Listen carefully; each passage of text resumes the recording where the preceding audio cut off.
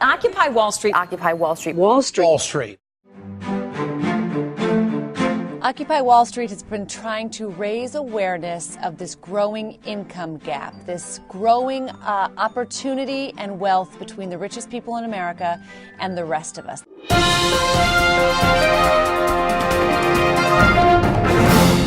The Occupy Wall Street campaign. Shut down Wall Street! It spread like a sort of viral message on the web, and partly because of the web, all around the world. How does a movement become history? Past events have shown us a movement needs creativity, numbers, righteous causation, and communication to even hope to get a second glance. But how would all these factors equivocate in our modern age? The 21st century is, of course, incredibly fast. The important news flashes in front of our faces and is soon glossed over in a span of a day. How could a movement hope to capture the minds of millions long enough to make a change?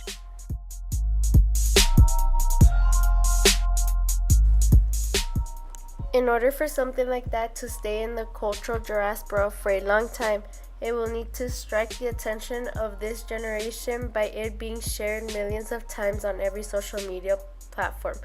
And it will need to be organized yet seem open, and it will need to be relevant and useful for every part of the country.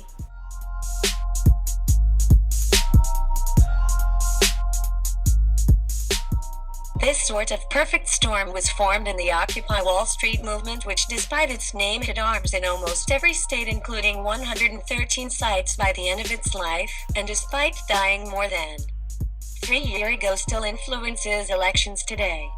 So how does this happen?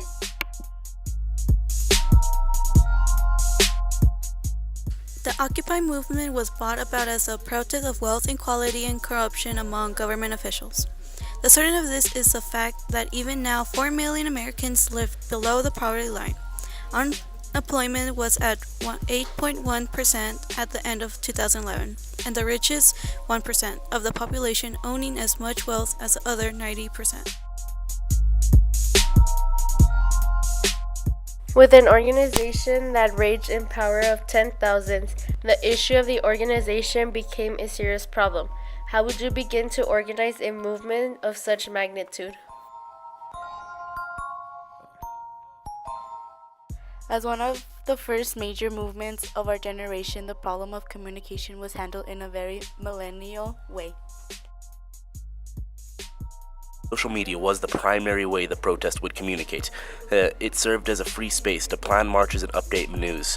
This method made it not only possible for the protest to survive, but also made it thrive.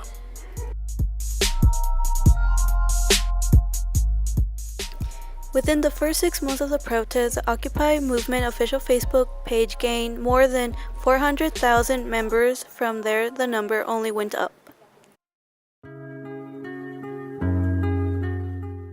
Twitter, Facebook, Instagram, if it had an open platform, the movement had a considerable feed on it.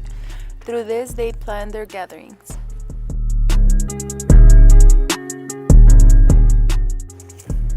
In the middle of the protest itself, communication was more challenging. The lack of an organizational leader made the protest chaotic and easily distorted with violence. However, the gatherings were predominantly peaceful. All said and done, the Occupy movement lasted around a year all around the country, with the protest in Zuccotti Park lasting a whole 3 months. From its immediate aftermath, no results came about. Months passed, and soon the organization was celebrating its birthday. Many viewed this as a sure failure.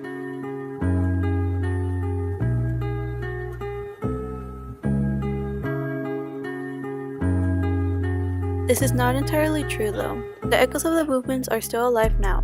Many politicians that gain modern notoriety through either their active support of or active condemnation of the movement. Notably among these would be Bernie Sanders.